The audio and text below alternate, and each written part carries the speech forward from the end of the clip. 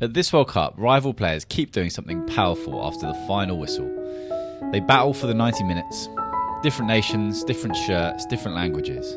But then after the game, some of the players have been coming together to pray.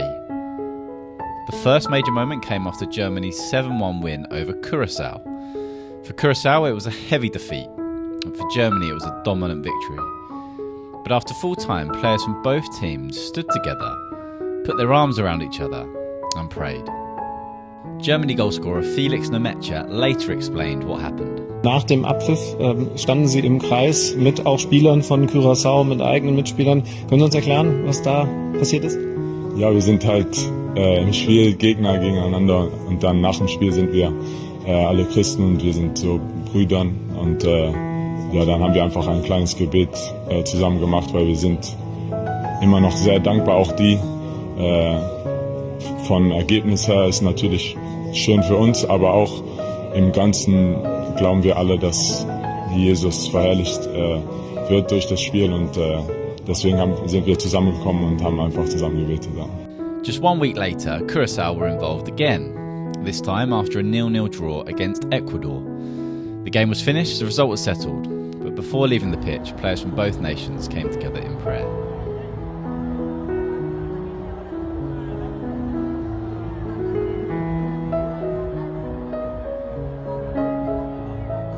The next moment was perhaps more subtle. After full time, Austria's Carney, Chukwuemeka and Argentina's Enzo Fernández were seen praying together. They're former Chelsea teammates who have continued to encourage each other in their faith. Then, after Ecuador and Germany played, players from both teams gathered together after the final whistle. Another match, another rivalry, but another prayer circle. The very next day, Curaçao were part of another moment. After their match against Ivory Coast, players gathered to give thanks to Jesus. Curaçao in blue, Ivory Coast in orange, but another wonderful moment. Then came the intensity of the knockout stages. And after Belgium had heavily defeated host United States, players from both teams, Mark McKenzie, Jeremy Doku and Dodi Lukubakio, prayed together. A wonderful picture after such a high-stakes moment. The World Cup is built on division in a sporting sense. Nation against nation, flag against flag and team against team. For 90 minutes these players are fighting for their countries.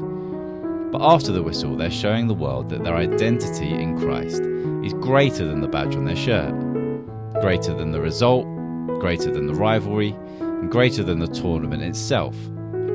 See, football tells us who we play for, but Jesus tells us who we belong to. That's why these moments matter.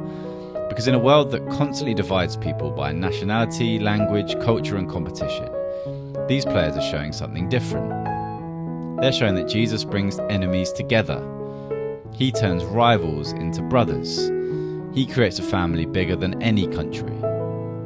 One day, every nation, every tribe, every tongue, and every people will bow before the true King. And maybe these prayer circles at the World Cup are just a small glimpse of that.